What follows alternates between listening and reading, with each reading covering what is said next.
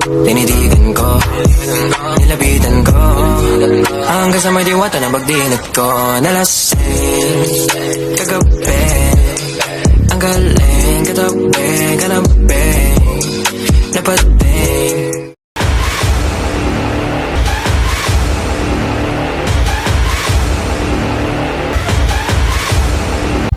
Good day mga kalugar. For today's video, nandito tayo ngayon sa Pasay, dito sa Overload Pares ni Diwata. Kita nyo naman mga kalugar, tila box office ang pila. Grabe, pipila ka talaga ng napakahaba kung gusto mong makatikim ng masarap na Overload Pares. At yun na nga mga kalugar, sa wakas naubos din ng napakahabang pila. At ngayon mga kalugar, nandito na tayo ngayon sa entrance, papasok na tayo.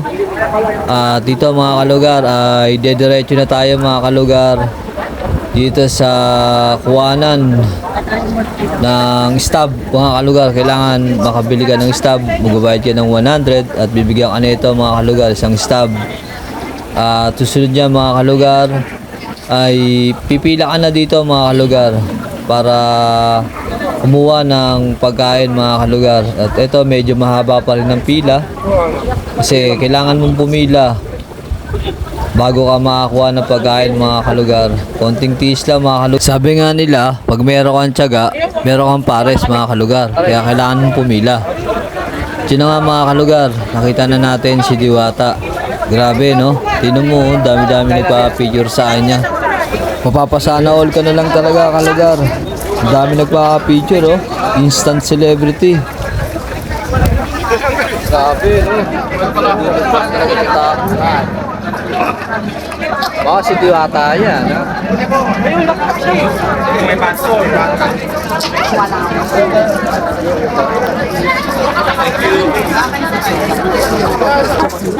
Nakita niyo naman mga kalugar, isang Pepsi, isang Overload Pares at only rice. Sa wakas mga kalugar, nakakain din ako sa haba-haba ng pinila ko. Ito, natikman ko rin ng Overload Pares. Sarap siya kalugar, tingnan mo, ang daming kumakain. Talagang sulit ang pila mo mga kalugar.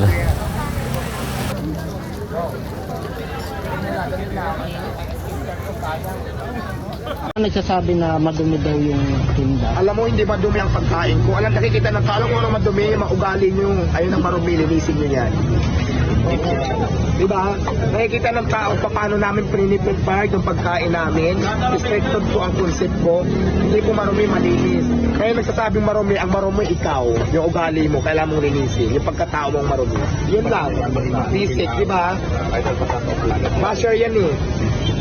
Ay ano, ang dami-daming tao, nakikita nila kung paano namin pinapractice yung pagkain namin. Ayan, kung sa palagay mong marumi, huwag kang kumain, ang daming sosyal, ang daming mga restaurant ng mga class. Bakit ito magsasaga sa street foods kung masilan ka? So yun lang yun, di ba napaka simple. Mag-real talk tayo, ayoko ng plastikan. Mag-real talk tayo, maganda yung real talk. Inggit lang yan eh. Anong po sa mga basher, ano bang naiambag nyo sa lipunan bukod sa paghihila yung pababa ng tao? Mayroon ba? Wala. Mayroon ba? Di ba wala? So bakit mo sila intindihin? Basher, may natulong ka pa sa buhay kung may ambag ka? Di ba wala? Bakit mo sila intindihin? Di ba? Yung mga negative comment yun na may pala ka ba doon pag pinatulong mo? Di ba wala? So yun lang yun eh. Yung mga basher na yan, ayun yung mga wala ng pag-asa sa mundo na hindi masaya sa mga buhay nila.